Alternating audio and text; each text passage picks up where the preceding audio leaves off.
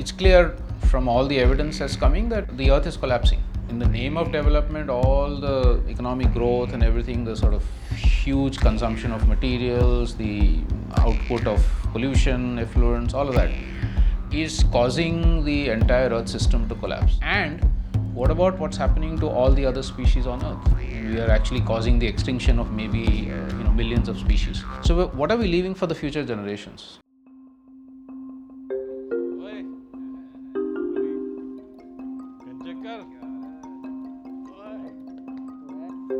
So, you talk about alternatives, you talk about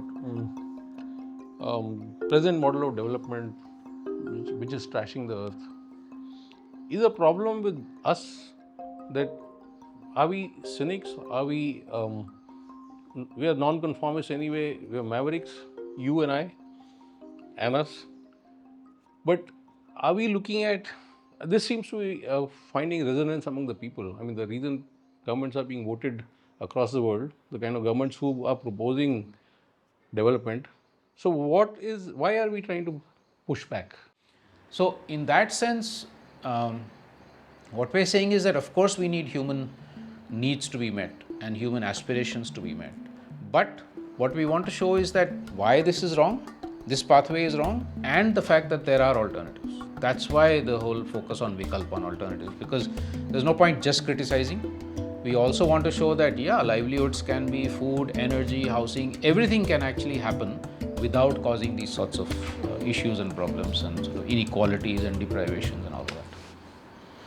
Should we get down to very specific examples, illustration?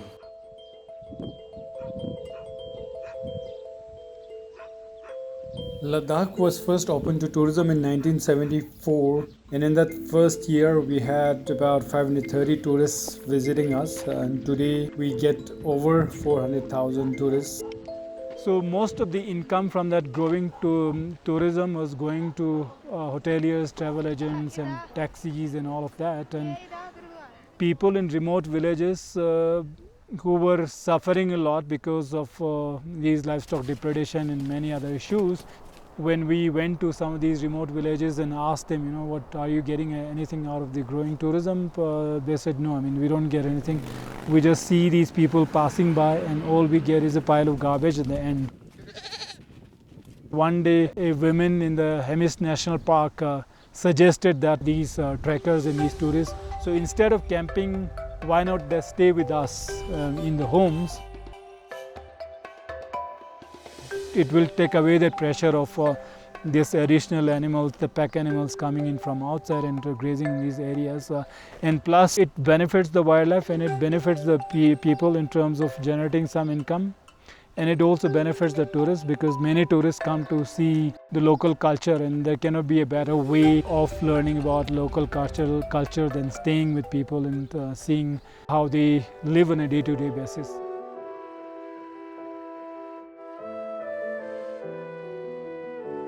गाँव में life बहुत अच्छा है जी। बाकी लोग को ये ज़्यादातर ये देखता है जी, जहाँ पे गाड़ी हो, जहाँ पे मार्केट हो, जहाँ पे ये हो, वो सब देखता है। ये गाँव में नहीं देखता है। जैसे कि मार्केट में मिल गया ऑर्गेनिक है बोलता है ना जी, है कि नहीं क्या पता है? हमें इधर मिलता है ना, बिल्कुल यहाँ से जड़ से निकालो, ये ऑर्गेनिक है, हम लोग को देखा है, हम लोग खाता है ये इसी को। अगर हम लोग अभी नहीं संभालेगा तो जब दूसरे जनरेशन में भी नहीं संभालेगा, फिर बिगड़ते जाएगा जी। फिर ये सब आप कुछ सालों में तो ये सब देखने को भी नहीं मिलेगा, पता तो क्या होना है ना जी, बस ऐसे बिगड़ जाएगा। I think Ladakh story is indicative of so many problems generally that we are facing with, say, large-scale farming. The mainstream dominant farming is talking about extraction. It is talking about how do you produce more and more with a very limited capacity of a land. And how you can have a very generalized way of farming which is not responding to the context or the ecology of the region. So what we're trying to show, what the Ladakhi groups are trying to show or elsewhere across the country, that with limited natural resources that we have, even limited rain, with our own seeds, with our own knowledge, we can actually have food security in our houses and still also surplus to sell in the market. Community नहीं तो conservation नहीं है। जब तक community willing नहीं होगा, चाहे हम जैसा हो, डिपार्टमेंट्स हो या जो भी एनजीओस हो, कितनी भी मतलब जोर जबरदस्ती लगा लो, कंजर्वेशन अल्टीमेटली कम्युनिटी के हाथ में। तो बाहर एक दो आदमी आज घूमने के लिए आएगा तो उसको देखकर बहुत अच्छा लगता है, मैं भी घूमने के लिए जाएगा, मैं भी बाहर चला जाएगा, ये सब अच्छा है, ये है, वो है, सोचता है। मगर रियली हम लोग देखेगा तो यही सबसे अच्छा है। So where does this fit into your legendary flower? What petal? We should actually draw the. Should we draw? You want to draw the flower? Yeah. Or yeah, use one of those. Let's suppose this is political transformation, which is where people are kind of saying we hold power where we are. Second sphere would be social justice. Yeah, so this one is really all the both traditional and new inequalities and sort of how to transform them. Caste is another very, very important one, of course, casteism. The third sphere is economic justice. So you can think of economic justice, economic self-governance, self-reliance, localization for basic needs. So all of that is part of this, and also bringing back in some sense the sort of economy of caring, the relations of caring and sharing. Economy unfortunately has become everything about money. Who has more money is more powerful. But it was always also about how do we share things. The fourth sphere is about culture and knowledge. We have such an incredible diversity of languages, 780 living languages in India. All of this is important. And the fifth sphere, which probably should be at the base, is ecological wisdom and resilience. Without sustaining the earth, we're not going to be alive anyway. And it's the intersections between them which are really crucial. Where does rebellion fit in? Where does activism fit in? Where does RA, the revolutionary song that we heard, where does that fit into this flower?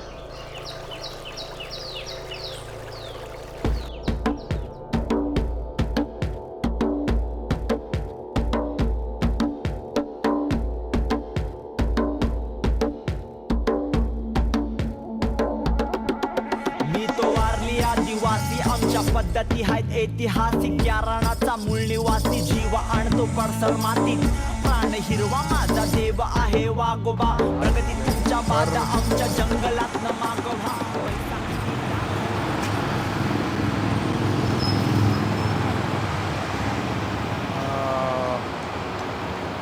हाँ तो सब आवाज हम लोग यहाँ पे मुंबई में है, जहाँ पे गोरेगांव आर्य कॉलोनी बोलते हैं यहाँ पे, और ये कम से कम ये एरिया पूरा जंगल 3200 एकड़ का है। हाँ, जंगल एक साइड होता है, सिटी अलग बाजू होती है, लेकिन ये सिटी के बीचों बीच जंगल है। यहाँ पे जंगल बचने का एक सबसे बड़ा कारण है कि यहाँ पे आदिवासी लोग रहते हैं, और जहाँ पर आदिवासी लोग रहते हैं ना, वो आसपास जंगल रखते ही है, उनको वो बचाते ही, फाइट ही करते हैं, क्योंकि जंगल के बगैर वो नहीं रह सकते।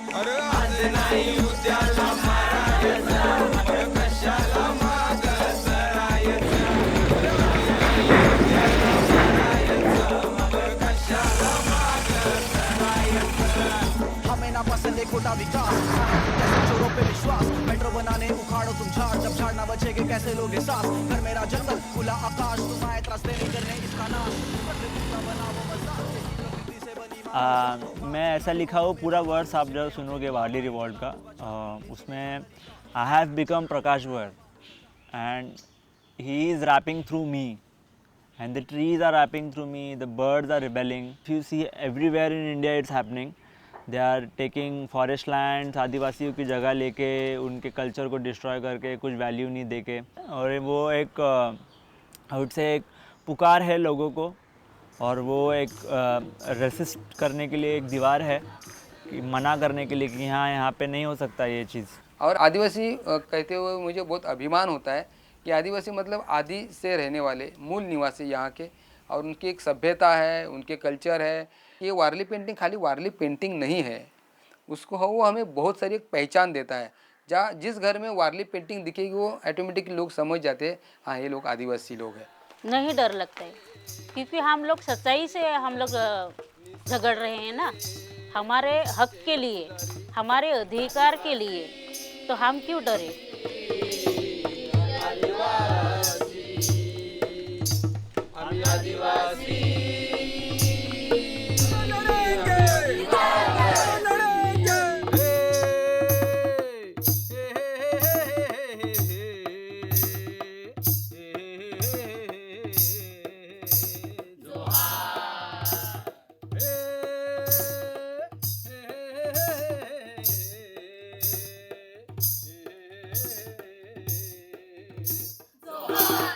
Gudalur, we went to Gudalur and we saw wonderful honey collection and bottling happening.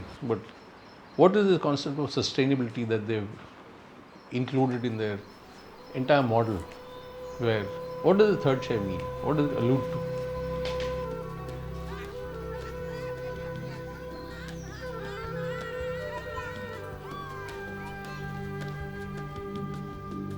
കാട്ടുനായ്ക്കെന്നു പറഞ്ഞാൽ കാട്ടിൽ ജീവിച്ച മനുഷ്യനാണ്.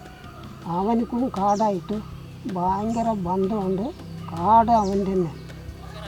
കാട് വന്ന് നമുക്ക് സ്വന്തം കാട് മാതിരിയാണ്. നമ്മുടെ ആൾക്കാർ കാട്ടിനേക്കാൾ കാട്ടിനുള്ളിൽ പോയിട്ട് ഈ ആന പുലിൻ്റെ ശല്യത്തിലൊക്കെ തേന് കൊണ്ടുവരുന്നത് ഭയങ്കര റിസ്ക്കല്ലേ. അതൊക്കെ അങ്ങനെ ഓരോ വർഷത്തെ അങ്ങനെ റിസ്ക്കും കൂടി പോകുന്നുണ്ട്. ഫോറസ്റ്റുകാരൻ്റെ അവരുടെ ശല്യം, ആ റിസ്കിനുള്ള വില പൈസ കടയിൽ പുറത്തെ ആൾക്കാരുടെ അടുത്ത് കൊണ്ടുപോയി കൊടുക്കുമ്പോൾ അത് കിട്ടില്ല. സൊസൈറ്റി വന്നതുകൊണ്ടാണ് എല്ലാവർക്കും ഒരു നല്ലൊരു ഇതിൽ. It's been, I would say, almost 1.5-2 years now that we've started the third share concept. That the first share goes to the nature or to the forest. The second share goes to the tribals themselves. Like let it be pepper or honey or coffee, they keep a small share for themselves. And the third share is what they're willing to give outside, so that the consumers can take and enjoy. And throughout the year, the kind of response we are getting from the consumer, who are just reading the backside of the product and understanding the story, and they're coming back and they want to know more. So yeah, that's been the journey of the third share so far.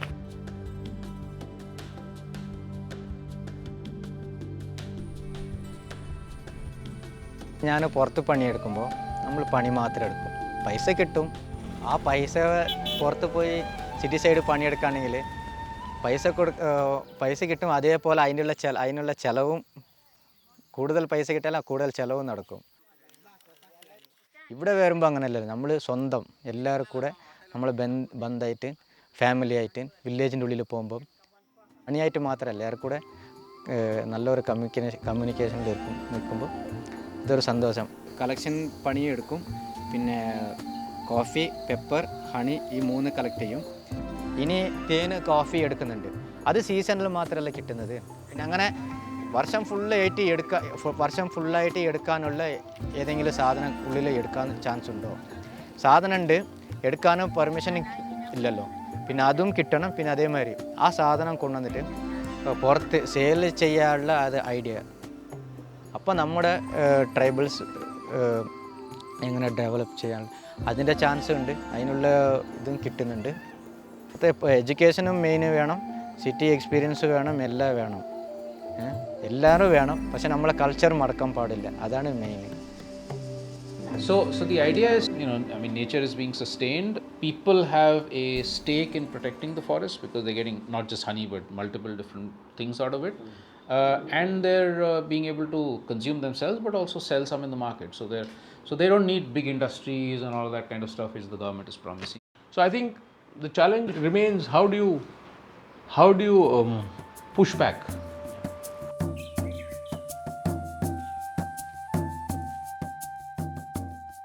Gadchiroli जिला में तो ज़्यादा करके आदिवासी समुदाय है, जो कायदा में भी लिखा है और हम भी मानते हैं कि आदिवासी समुदाय का संस्कृति भी जंगल से जुड़े है, हमारे परंपरा भी जंगल से जुड़े है। हमारे उपजीविका का जो साधन है तो खेती के बराबर से यानी जंगल है, जंगल से हमें ज़्यादा उत्पादन मिलता है। अभी तक हमको वन हक का अधिकार नहीं मिलता तो पूरा जंगल नष्ट हुआ रहता। ये हमारा पक्का है। तेंदू का हो या बाम्बू का हो या कुछ गौण वन उपज का हो, वो रॉयल्टी हमको मिलता है, इसलिए हमको रोजगार भी उपलब्ध होता है और ऊपर से रॉयल्टी भी मिलता है। वो पहले गवर्नमेंट को जाती थी, वो रॉयल्टी हमको आती है गांव वालों को, ग्राम सभा में।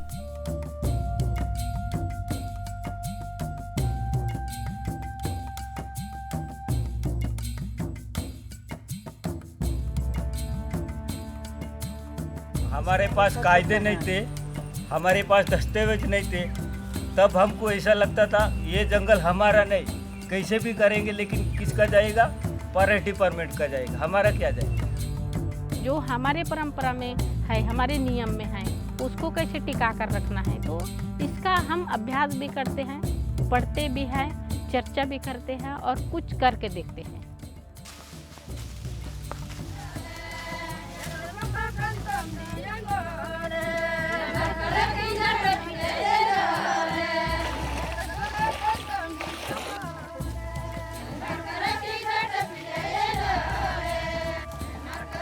मुझे सब दिख गया। नाउ हमारा where does Nagaland fit in here? Where does Chizami fit in here? Where does Northeast Network in this part?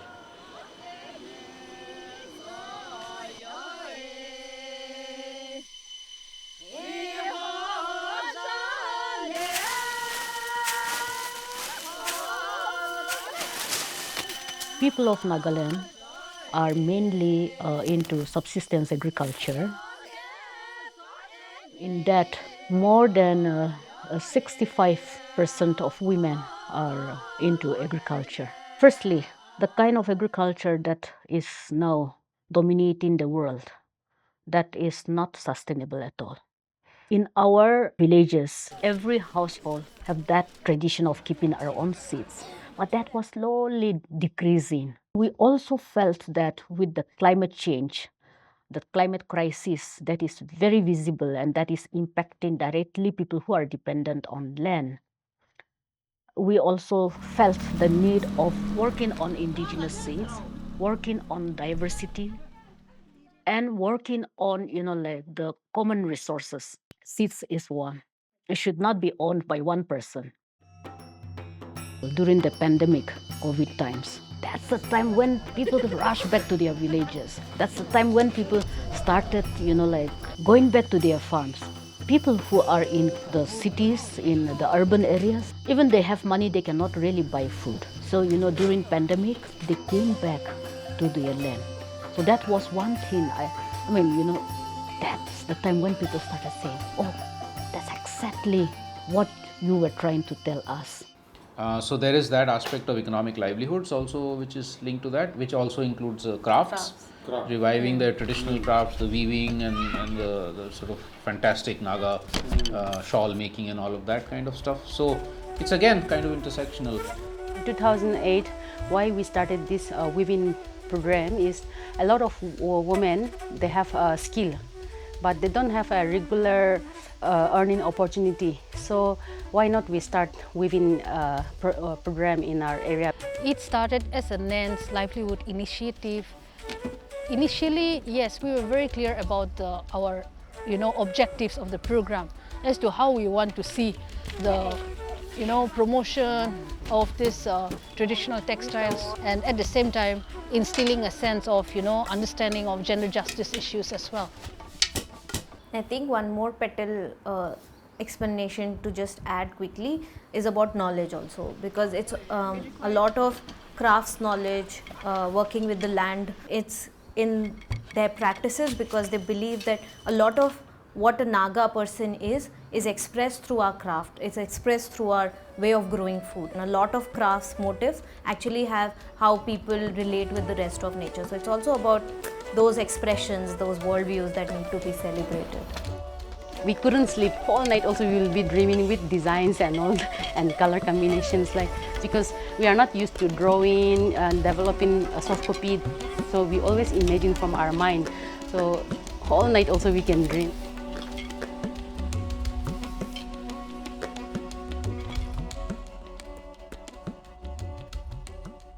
For us, actually, it's also very important to realize that India cannot do this alone. These transformations that we need have to be global because we are in a globalized world.